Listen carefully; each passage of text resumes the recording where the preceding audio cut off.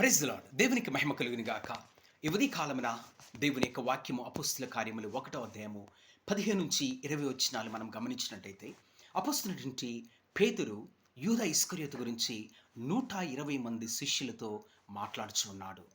ఈ యొక్క యూదా ఇస్కరియోతు యేసుక్రీస్తు యొక్క 12 మంది శిష్యులలో ఒకటిగా ఉన్నాడు. మరియు ధనాపేక్ష కలిగిన వాడై దురాశపరుడిగా ఉన్నాడు. చివరికి ప్రభువైన యేసుక్రీస్తును 30 వెండి నాణెములకు అమ్మినవాడు. మరలా పశ్చాత్తాపం పొంది ఆ యొక్క 30 వెండి నాణెములను ప్రధాన యాజకుల యొక్క ఆ యొద్దకు వెళ్ళి వాటిని తిరిగి ఇచ్చి ఉన్నాడు. పశ్చాత్తాపం పొంది ఉన్నాడు. అయితే చివరికి ఎంతో మనోవేదన కలిగిన వాడై వేదనతో తనను తాను ఆత్మహత్య తన పొలంలో చేసుకున్నాడు. ఆ యొక్క పొలమునకు అక్కల్దామ అంటే రక్తభూమిగా మార్చబడినది. అయితే దురాశ దుఃఖమునకు చేటు.